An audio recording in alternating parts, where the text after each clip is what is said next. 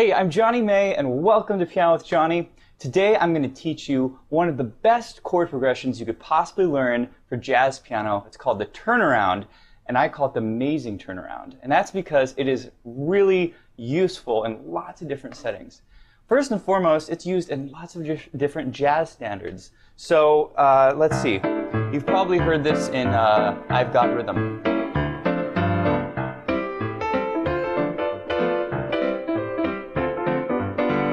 Or Cheek to Cheek.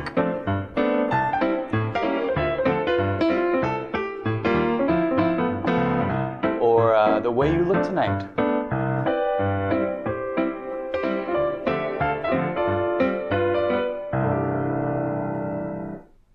So why do I call this amazing? Well, it's used in many jazz standards, but you can use this chord progression in many other ways as well. For example, you can use it as an intro or an outro to many different jazz standards.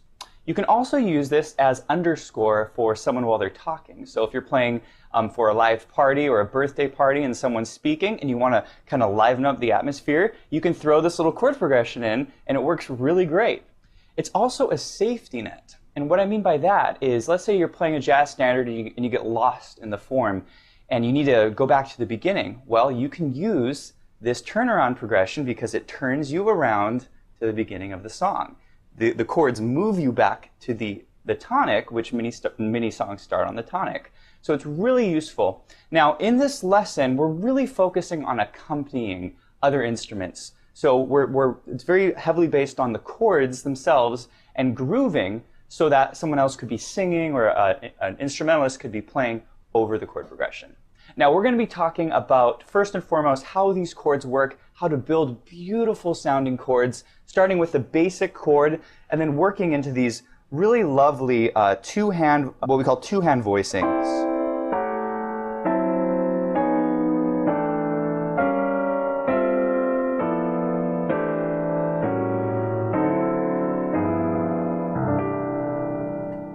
So I'm going to show those to you. We're going to talk about bass lines, and there's two bass lines I play probably 99% of the time. They're really groovy, they're really fun, and I think you'll like these.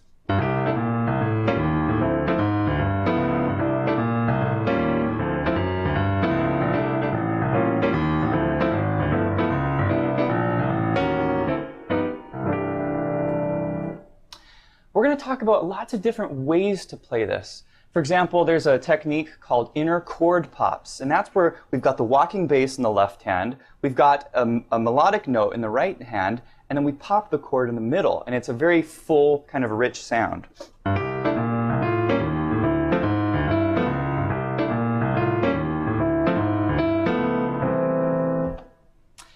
There's a few other techniques. There's one I love, I use all the time, and I call this outer inner, and that's where we take the outer note of the two-hand voicing, and then we pop the full chord in the middle, and this has a really rich sound to it.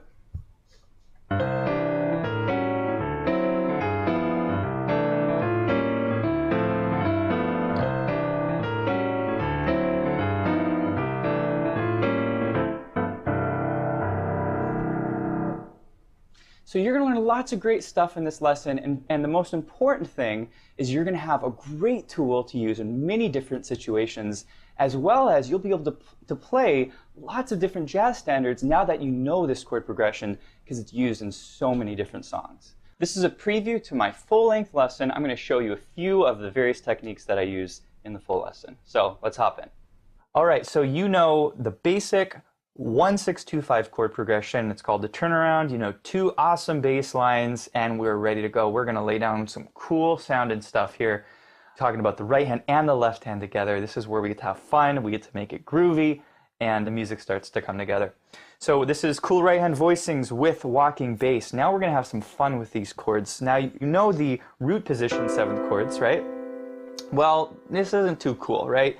We want to make it a little more jazzy sounding. So we're going to change the voicing of the chord. And this is a really key concept in jazz, is how do you voice chords? And to voice a chord means, well, you take these notes, or voices, 1, 2, 3, 4, and you spread them out along the keyboard. And there's some really nice positions for these chords that sound particularly nice. So we're going to talk about one position. There's basically two stock voicings for these seventh chords, and we're going to talk about each of these. So here's the first voicing for this chord progression. So I'll just play the chords here for you so you can hear them.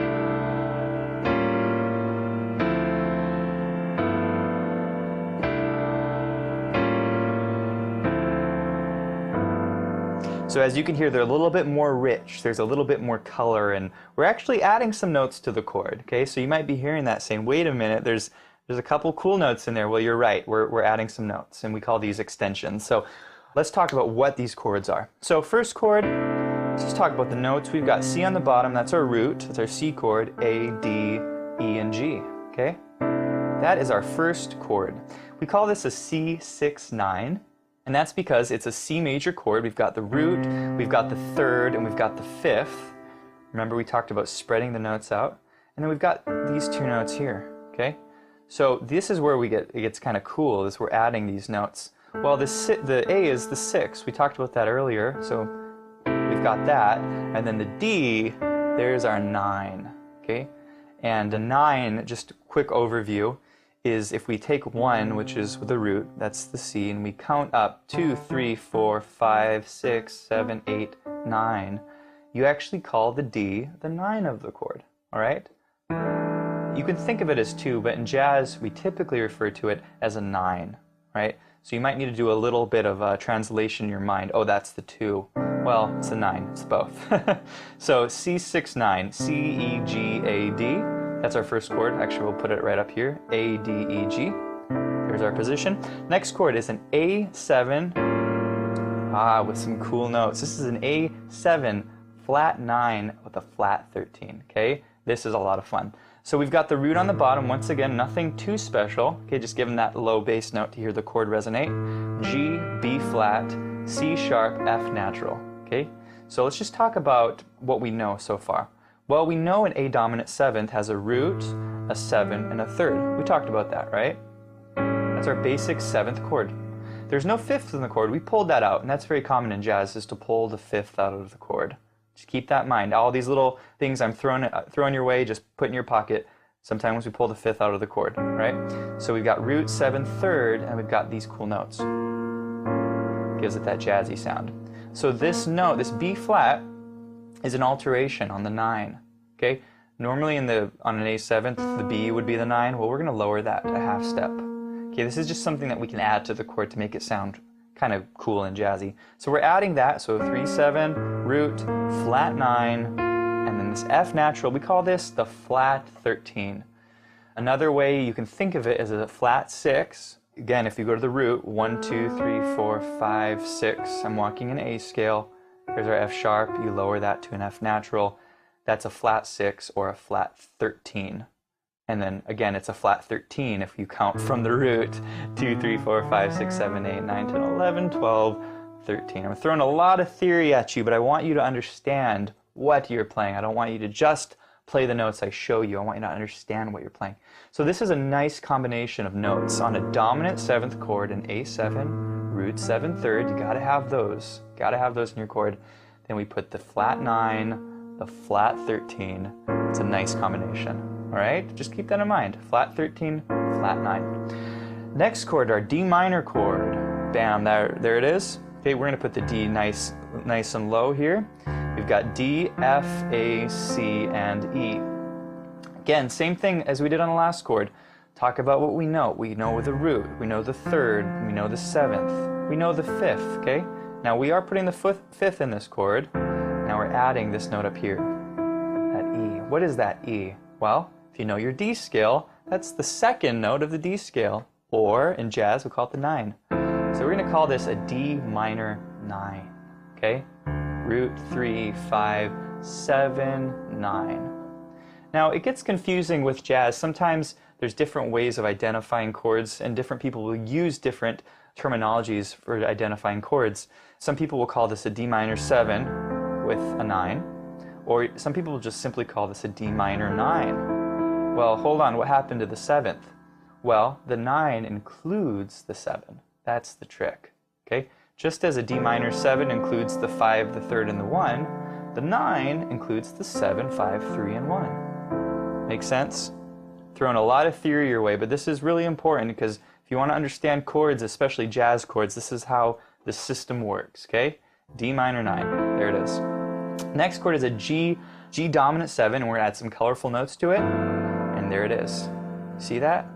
We got G on the bottom, F, A, B, and E, okay? Kind of a colorful chord. Let's talk about what we know. We know the root, we know the 7, we know the third. We're adding the A, we're adding the E, okay? Well, if you know your G scale, the A is the 9, or the 2. The E is the 13, or the 6, but we're going to call it 13. And that makes our G, our jazzy G chord. See that? 7, 9, 3, 13. Okay? So these work really, really well. Okay, let's go ahead and play all of these chords in order. There's only 4 chords here, but I want you to get comfortable with these positions. We're going to use it for a little while here. So C6-9, right there. You can also use the C up there. A7 with a flat 9 and a flat 13.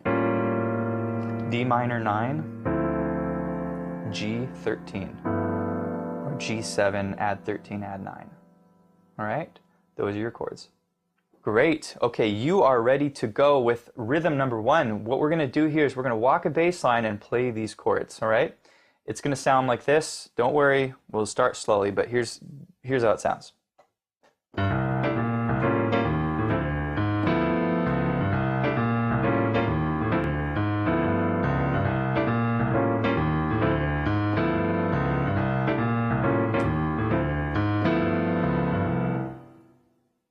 All right, so that is the basic pattern. What we're going to do before we get into those syncopated right hand patterns is I'm just going to show you the left hand walking bass with half notes in the right hand. So we're going to actually hold the chord out and get this left hand bass line matched up with the chord positions.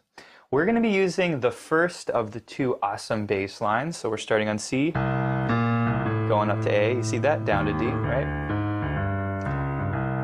So you should know that by now. Right hand. Here's our C chord, and the goal here is to change chords when our left hand hits the root of the next chord, right? So C goes with the C, right? C6-9. There's our A. There's our D minor 9. And there's our G13. You see that?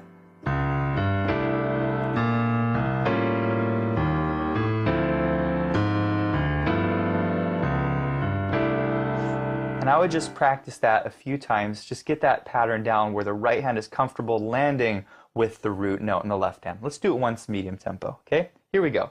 2, 3, 4.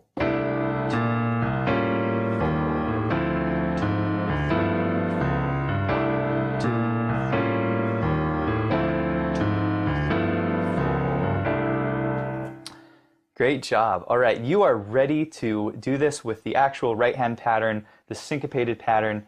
Basically, what we're going to do is take these chord positions, what you just did, and instead of playing them all on the beat, we're going to play a few of them off the beat. And this is what gives it kind of a jazzy swing feel. Okay? Okay, before we put the hands together, let's just do that right hand pattern. I'll count with you so you can kind of get that basic beat down, and then we'll put it with the left hand. All right? So the rhythm here is essentially going like this. 1 and 2 and 3 and 4 and 1 and 2 and 3 and 4 and 1 and 2 and 3 and 4 and 1 and 2 and 3 and 4 and. Okay? We'll do that slowly. Here it is. Right hand by itself. 2 and 3 and 4 and 1 and 2 and 3 and 4 and 1 and 2 and 3 and 4 and 1 and 2 and 3 and 4 and 1 and 2 and 3 and 4 and. All right? Be real careful on those da-das, right? And those eighth notes that you're playing them on the correct beat. Some of these are on the and, so it gets a little bit tricky knowing where to come in. And if you're not used to playing a swung eighth note pattern, it might feel a little uncomfortable, like, hey, I'm not playing this on the right beats. Well, you actually might be playing them on the correct beats. It just feels a little weird at first. So the first chord position, C6-9, this is going to come right after the C root, okay? You see that? That's short. Also, that's kind of it's a triplet feel. It's 1 triplet, 2, one triplet, two. That's what gives it the swing feel. But just know it's short. Ta ta ta ta ta ta ta ta ta ta ta. You hear that? I'll go slower. Ta ta ta ta. You hear that? So it's kind of on the latter half of beat one. We get this idea of long short in jazz, where our eighth notes, instead of them being equal, ta ta ta ta ta, we have ta ta ta ta ta ta ta, or long short long short long short long. So this first beat goes on the short, long short. You hear that? Long short long short long. So it's kind of a feel thing. You'll get it after some time, but just know they're not equal. It's not, well, we'll get there. So let's talk about the beat number 3. This is our A7, flat 13, flat 9, okay? So we have 1, okay? So on this guy, so we're hitting this chord with the root, ba, ba, and that's going to be twice. And then we have, that's in the clear, that's all by itself. Here's measure number 2. This is going to be together, D on the bottom, F, A, C, D. You see that? 1, ba, ba. So this measure is a little tricky because that second chord, our G13, is lining up with this D on the bottom. Okay? I'll do this one slowly. You see that? It's tricky, tricky. Remember, this D is going to be short, so it comes in really in between that beat. And then we're back to where we started. All right? Let's go ahead and put the hands together. We're going to go really slowly. This is going to be one of our basic patterns we're going to see throughout the rest of this course. All right? Here we go. Real slow. 1, 2, and 3, and 4, and 1, 2, and 3, and 4, and 2, and 3, and 4, and 1, 2, and 3, and 4, and 1, 2, and 3, and 4, and 1. Okay? Go ahead and rewind, repeat, get that comfortable. Don't go any faster until you have that absolutely 100% down. Then speeding up shouldn't be too much of a problem, okay? Here we'll do it once, medium tempo, okay? Here it is. 1, 2, 3, 4, 1, 2, 3, 4, and 2, and 3, and 4, and 1, 2, and 3, and 4, and 2, and 3, and 4, and 1. And that is your basic rhythm number 1 with the walking bass. You now have this pattern down, and this is something you could play as fast or as slowly as you want to. You could really kick it up.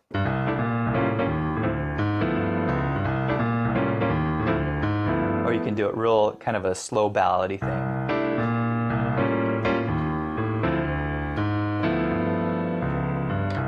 Isn't that cool? It's the same thing. You just speed it up, slow it down, and you can actually play in a variety of styles.